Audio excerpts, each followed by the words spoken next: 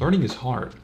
Learning is difficult. And while you're a student or in grad school or you're in your profession, the idea is that you're supposed to become a lifelong learner at some point on this road. It's supposed to be that the idea of learning and your passion for your profession is just driving you forward, and you're consuming the literature, and you're now an evidence-based practitioner, and you're embodying the profession. The problem is that most people don't know how to do it. There's no real roadmap for learning. Most people just tell you to go do it, and with good intentions, they tell you just to dive in and become immersed in your studies and just consume everything. And yes, that's passionate, and it's admirable, and it's what we want, but if you don't have a path, if you don't have a plan, you don't know how to get started, how to get motivated, how to get organized, you don't understand what to study and even how to study effectively, well, if you don't know these things, you're gonna get frustrated. You're gonna give up, you're gonna get burned out, and possibly just stop. Welcome back, people, to Nexus. We are starting a different journey today, and that's the process of becoming a lifelong learner. I myself have been doing a lot of reading and research lately and taking online courses, going through different productivity apps, going on YouTube, Twitter, just kind of picking people's brains to get their ideas and their thoughts, because I want to understand how they developed their process for learning. And I can tell you from personal experience, there is a lot of analysis paralysis. It's incredibly easy and seductive to get wrapped up in the idea that there is a best path or best process or algorithm out there. And this idea of incessant searching for the perfect path is going to lead to a massive waste of time. That's because the idea of optimization is highly addictive. You get a large feeling of accomplishment just reading about it and planning about it. Accomplishment that is not only not moving you towards your goals, but it's sucking up time you could spend on your goals. Process is supposed to be enabling. It's supposed to actually get you to do things. I say it's personal experience because I do this all the time, specifically with designing workouts. I can tell you that my current workout plan is my favorite because it's the same thing every day.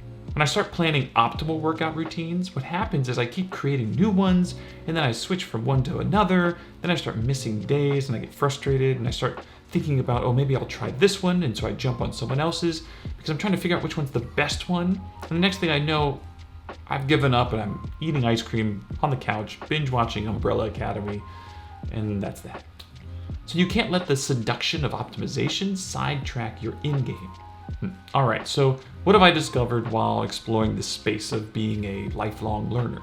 Well, here's my 30,000 foot view and the general equation or sort of working framework that I utilize. First idea is you have this battery, and this battery is what's powering you to move forward towards your goals or identity. The battery's size, now this is going to sound a little hokey, but it's going to be determined by your level of passion and your level of happiness. That determines the size, both of which you have more control over than you probably think. Now, inside the battery is the actual energy that powers you to complete tasks, complete projects, read articles, read journals, books, study, have adult conversations, push yourself into possibly uncomfortable situations. Actually do the things that you think personify being a lifelong learner. Now, this energy inside this battery is going to drain. This draining is in essence the result of using your willpower, or the concept of ego depletion.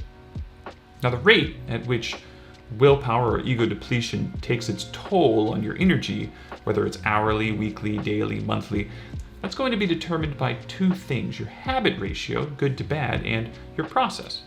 Process, when we get to it, is going to be transformative, because having strong process is more important than having actually solid goals. Now, I know that sounds counter to what I said at the beginning of the video, but it's true. Process is transformative when it's allowing you to put in place the behaviors and actions that you actually need.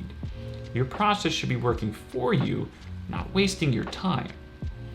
It, plus your habits, should allow you to complete actionable goals. When it comes down to it, we need to do things. There's actually a great book called Do the Work by Steven Pressfield, if you need a good, strong kick in the rear. Now, doing tasks and actionable goals, actionable being the key word, that finally moves the needle for you in becoming a lifelong learner. Now, in these videos, I'm not necessarily showing the full details of my process. I'm just giving you a very general framework. You are different than me. We're all beautiful, unique snowflakes, unless you think like Chuck Palahniuk. And we all need to find our own framework. Also, stick to your framework for at least 2 weeks, maybe longer, maybe 3 to 4, then reflect and tinker with it in order to reduce whatever friction you're finding. Remember, you should be doing things more than planning to do things. I've seen some simple rules like 90-10 or 85-15 where 10 to 15% of the time is what you spend planning and 85 to 90% of the time is what you spend doing. So what are some of the topics that we plan on sort of talking about? Well, happiness, purpose and passion, motivation, ego depletion, the idea of flow state and how to achieve it, mindfulness, stoicism, habit formation, concentration, organization, time management and distraction management, and then finally learning science and sort of the methodology behind best learning. So I hope you're just as excited as I am about getting into this series. This is something that I've been studying and looking up a lot lately. Don't forget to subscribe and hit the notification bell, and we'll see you next time.